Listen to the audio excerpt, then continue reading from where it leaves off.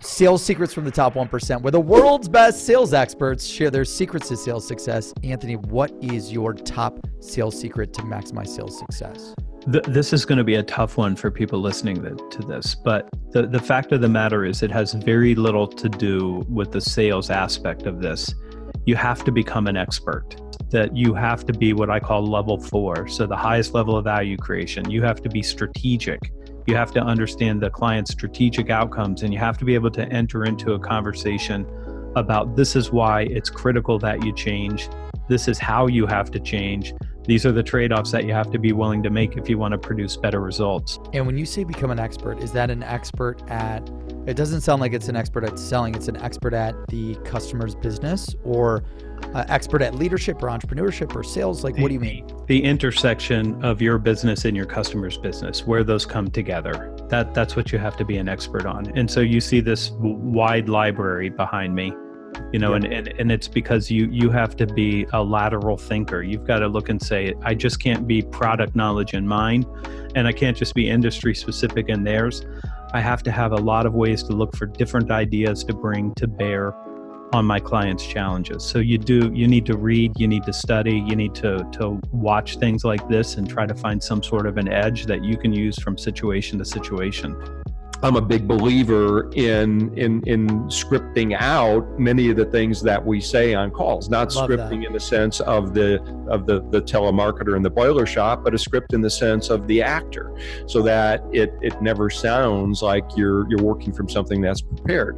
Now we can totally script out what we're going to say in our openings and our voicemail messages, because most people still answer the phone with some variation of hello, right? So we can know exactly what we're going to say. But then after that, we got to go with the flow. But that doesn't mean that every single thing can't be prepared based on the art and the science. 1000%. Right?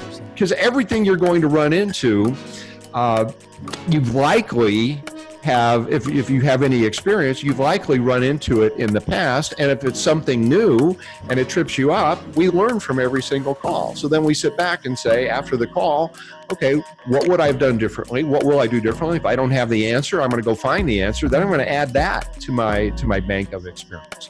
I'm always shocked that people, it's funny because like my posts that get the lowest likes and positive feedbacks are when I'm talking about the importance of scripting. And I think it's one of the biggest game changers. I did a big video about like every movie that you go and see in the world ever shot was using a script. Does it look like they're reading out of a script like a robot?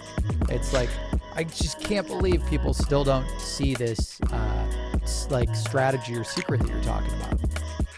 Well, I mean, I could go on for a half hour on this, but it kills me. The people who are anti-script, would they go to an actor and say, hey, don't worry about a script, just be yourself? It's just like, come on. Yeah. Or would they go into a doctor for surgery and say, hey, you know what, just kind of wing it, I'm good? Yeah. Oh my gosh. Yeah. Just go into, that's a good one. That analogy is great. Yeah. Hey, surgeon, just, do whatever floats your boat here. Yeah. Just be yourself. Yeah. Just be yourself. If you had to go back, Stu, to when you first started selling or first started building your business, what is the one sales secret that you would give yourself if you could do it all over again? What is that one sales secret to really maximize revenue? Well, interesting question. And as I think back, sort of you go through the catalog of your life and the events in your life, you think, well, what would I have done differently? And I was actually super lucky that I discovered this right away, that I could use cartoons in the way that I've used them immediately. I mean, in direct mail campaigns, but then also just sort of stumbling into, again, I didn't know what to call them, so contact campaigns and contact marketing. Right. And the one secret really is you got to be, if you can't break through to people, if you can't meet with people, if you can't have conversations with them, you can't do anything. It's not just you can't sell, but you can't do anything. I mean, you think about it, you're a startup founder without investors. You can't start, without clients. Without customers. Yeah. Without clients or customers, you can't go anywhere. perhaps without strategic partnerships. I know you've got some cool ones actually in Seamless, but without those, the scale doesn't change. People could look at what I'm doing and say, that's really kind of a goofy thing you're doing, except if I'm getting through sometimes to 100%, 100% response rates to these campaigns, it's not so goofy, is it? Right? No, not goofy at all. There's still sort of I would say it's working. Yeah, it is. But, people have sent blocks of wood to each other to get a meeting with someone, or a sword, or there are all kinds of, and it's not just about sending things, but also giving things, giving exposure. And so, I would imagine that this series you're doing is helping you connect with more people. This is a great way to do it. But, it could seem like everything I'm talking about is sort of, a bunch of gimmicks. Right? It's not. It's so, which makes it not so significant. But that's not really what's going on. What I could say, I realized as I'm writing the second book that the one biggest friction point in business and in life is being able to connect with people. And if you can't break through, you can't sell. For one, obviously. But you won't be able to do anything. Certainly won't be able to sell. So I think that's my biggest one. There are ways to break through to just about anybody. How do you not get demotivated? Like, that no one's ever been 13 minutes behind and come back to win the marathon, and you need to do it 6 times to beat the world record, Guinness Book of World Records. Yeah. How do you not freak what were you saying to yourself? You're on the bike. I'm 13 minutes behind. If I don't do this, I won't get the world record. No one's ever done it before. How do you not quit, give up, demotivate yourself? What were you saying? Like, it will be okay. I'm just going to continue working my ass off. Like, well, like I said, I finally broke it down into a small enough chunk that I could sort of wrap my mind around that concept, make up an inch or a second every step of this marathon. And so then I started out, and I was trying actually to keep my mind quiet, because I knew that if I thought about how difficult this was going to be, I would, that committee of one in my head would go off, and it would be then telling me. Then you'll start losing the time. I'd lose time. I would start having those negative thoughts that do not help you out in those kind of situations. So I was just trying to keep my mind quiet. And there are thousands of people who are cheering as you exit the transition area to go out onto the marathon. And so I was just, trying to just draw in as much positive energy from the crowd as I could. And I got to the top of the first hill, and there were 3 old women who were looking at me and cheering and clapping, and they're going, "Go Mark, go Mark, go Mark. He doesn't look so good." And that thought sunk in, and about a mile later, I felt so bad. I thought, I can't do it. I was actually coming up to the driveway that led to my hotel. And I was thinking, just go down that driveway, call it a day. You've won 5 of these. You don't need this. And then I got my mind to be quiet. And I realized, you know what? If I quit, there is no chance of achieving that dream that I had come here to accomplish. Even if I stay with it, if I stay in it, but I've kind of given up and I'm not fully engaged, there is no chance of victory.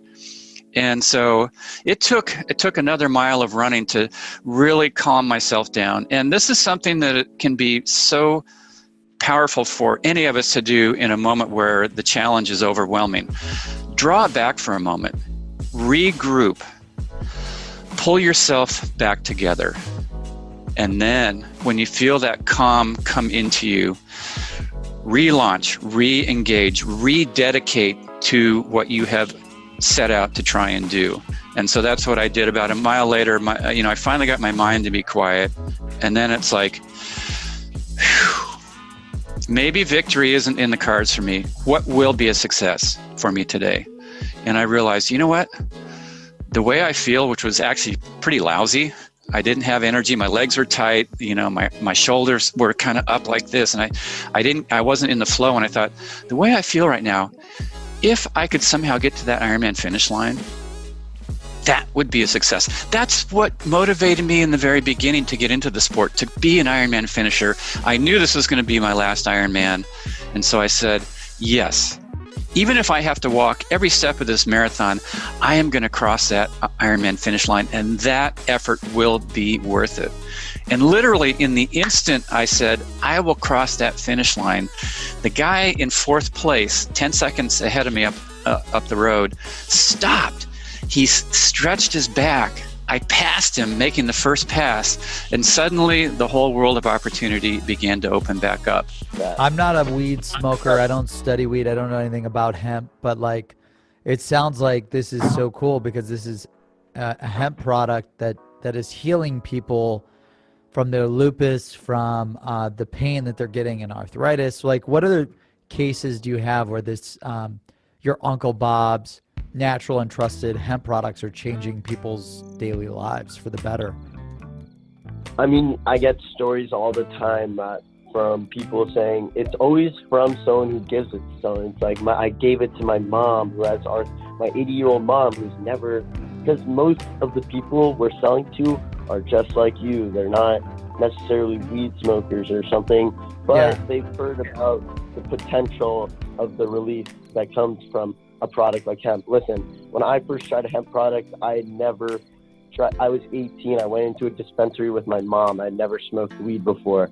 That's how it all started. When you find, I was taking prescription drugs that were literally giving me crazy bad side effects. And I've been taking an Advil since creating this product. So that's no shit. Shut up. Like, you don't have a headache at all? No. I've never taken any other pain products since.